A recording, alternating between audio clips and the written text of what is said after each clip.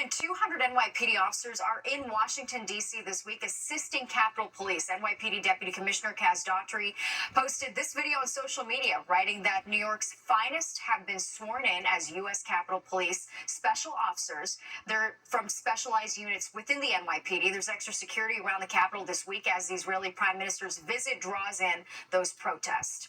Well, exactly 1 week after being convicted of taking bribes and acting as an agent of the Egyptian government, New Jersey's senior senator Bob Menendez making it official. He will resign from office. Fox 5's Linda Schmidt joins us live in studio with more on his resignation letter. Linda. Yeah, a lot going on with this story today. Well, Menendez was being pressured by many in Congress to resign, but he waited. He waited until the day after Vice President Kamala Harris was announced to replace Joe Biden, and some political experts say that is no coincidence.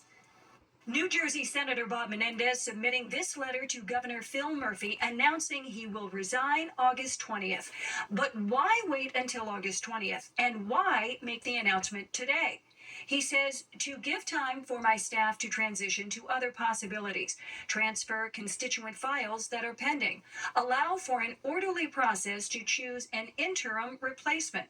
But Pace University political science professor Laura Taman says there is more to it than that. It's no accident that he made this announcement today. It comes just 1 day after Vice President Kamala Harris became the presumptive Democratic nominee for president. She is going to draw a sharp contrast between her role of holding Trump accountable and Trump's record of indictments, of criminal convictions. So, experts say Senator Menendez's conviction last week on bribery and corruption charges would have dragged down Harris and the Democratic Party if Menendez did not resign. It's essential for Democrats to be credible in their accountability message, and this was a necessary move to maintain their credibility on that message. Professor Taman also says Menendez picked August 20th because it is payday. He specified August 20th, which happens to be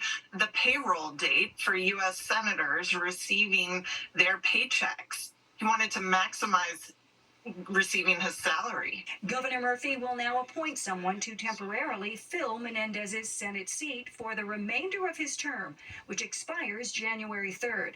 Experts predict it will be Congressman Andy Kim, who recently won the Democratic primary for Menendez's seat. All right, now Menendez is scheduled to be sentenced in October. He says he is going to appeal his verdict all the way to the U.S. Supreme Court if necessary. And by the way, he will continue to receive his pension until he exhausts all of his appeals. Natasha, back over to you. There's always more to the story. Always more. Linda, thank you.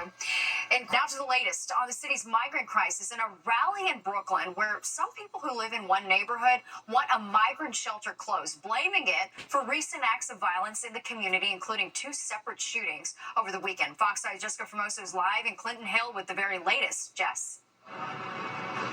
Natasha, the residents of Clinton Hill don't oppose migrants living in their community. They actually welcome them. What they don't want is thousands placed in one certain area, saying it's a recipe for disaster and violence, and that's exactly what they are seeing. They're calling on the city to end the lease with the shelter here on Hall Street, which expires this March.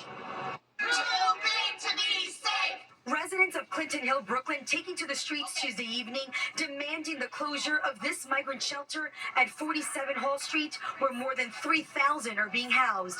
They say the neighborhood is plagued with violence, and it all stems from the shelter. We are here today because there is an attempt to put our neighborhood back 30 years in time. When there were stabbings and drugs and assaults, fights, fear, and killings.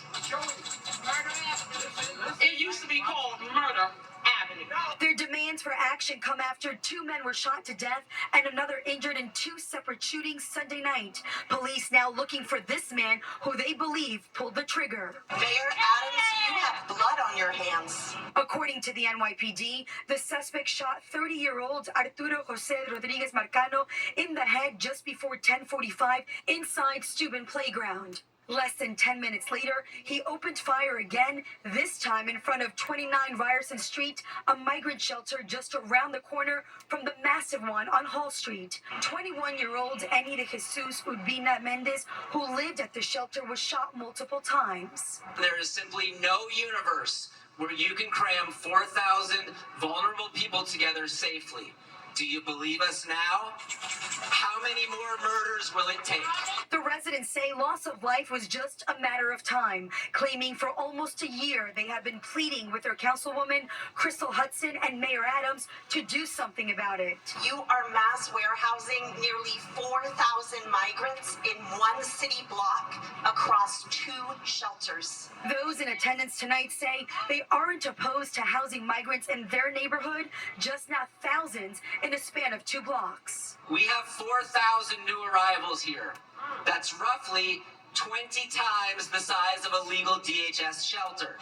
So your job is to open 20 smaller shelters spread across the boroughs.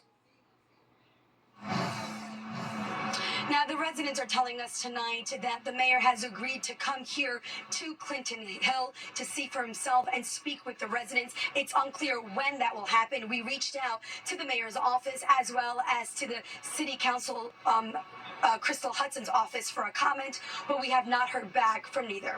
We're live in Clinton Hill, Brooklyn. I'm Jessica Formoso, Fox 5 News. All right, Jess, thank you so much. And we're learning more about